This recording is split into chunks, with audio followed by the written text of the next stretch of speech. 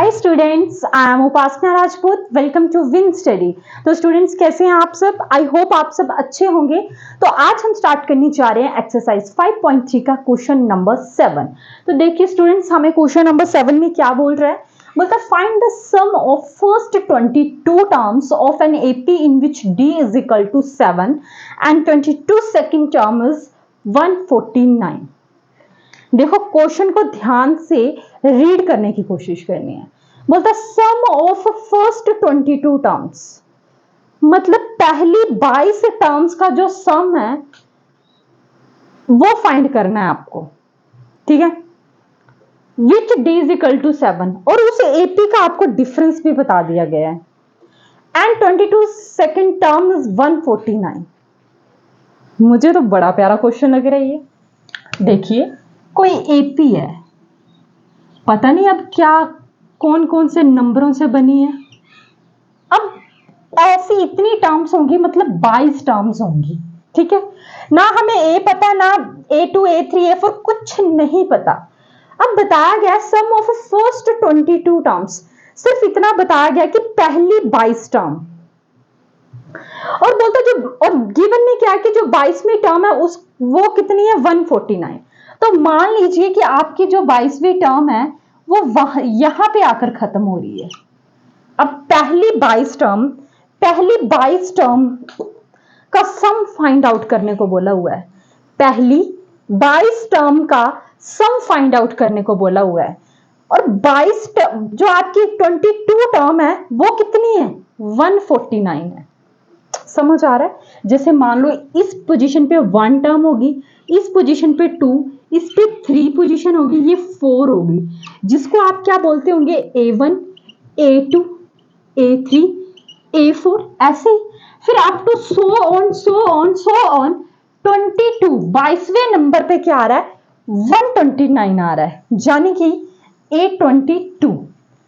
और 22वें नंबर पे जो टर्म है वो गिवन है कितनी 149।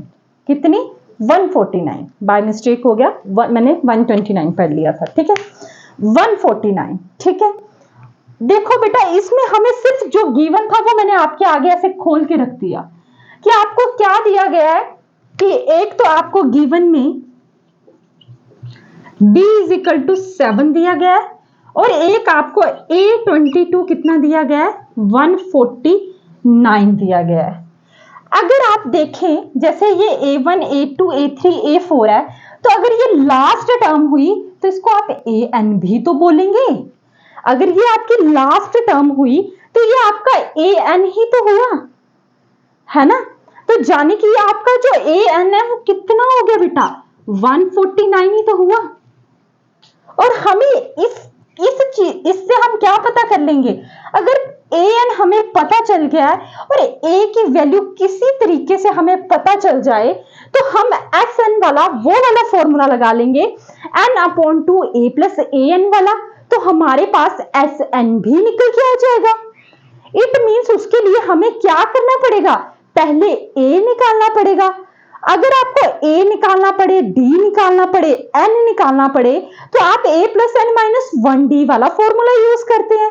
तो ऑलमोस्ट आपके पास सारी वैल्यू है, D भी है AN भी है, जहां तक कि N भी है, क्योंकि नंबर ऑफ टर्म्स का भी पता है, तो आप A आराम से फाइंड आउट कर सकते हैं, है ना। तो जैसे कि आपको पता है बेटे AN का फॉर्मूला क्या होता है A plus N minus 1D, ठीक है। अब AN क्या दिया गया है 149 इज इक्वल टू AN की वैल्यू कितनी दी गई है 149। A आपको निकालना है, N मतलब कितने नंबर ऑफ टर्म्स की बात हो रही है 22, तो यहाँ पे 22 माइनस 1 और D कितना दिया गया 7 आ गया। 149 is equal to A plus 21 into 7। 21 को 7 के साथ मल्टीप्लाई किया तो कितना आ गया 147। तो 149 is equal to A plus 147। 149 minus 147 is equal to A। अब A की वैल्यू कितनी आएगी बेटा 2।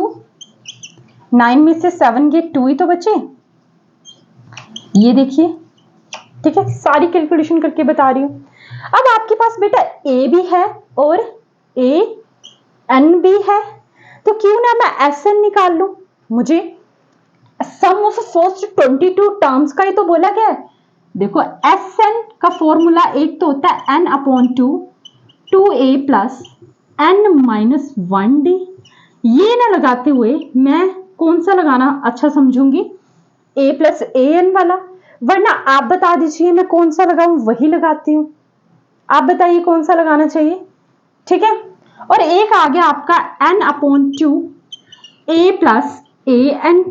ठीक है, अब जो n है आपका बेटे एस एन, ये जो नंबर ऑफ टर्म्स है ये कितनी बोली है, 22 टर्म्स की बोली है, तो 22 अपॉन 2 आ गया। a कितना निकाला आपने 2 प्लस ए एन कितना आपका 149। अब S22 इज इक्वल टू 2 1 जा 2, 2 11 जा 22, ये 11 आ गया और 151 आ गया। ठीक है, अब 151 को मैं 11 के साथ मल्टीप्लाई कर दूं तो 1 1 जा 1, 1 5 जा 5, 1 1 जा 1, 1 1 जा 1, 1 5 जा 5, 1 1 जा 1, 1661। तो कितना आ गया S22 1661। तो यानी कि 22 टर्म्स का जो सम था, जो 22 टर्म्स का जो सम था वो कितना आ गया बेटा।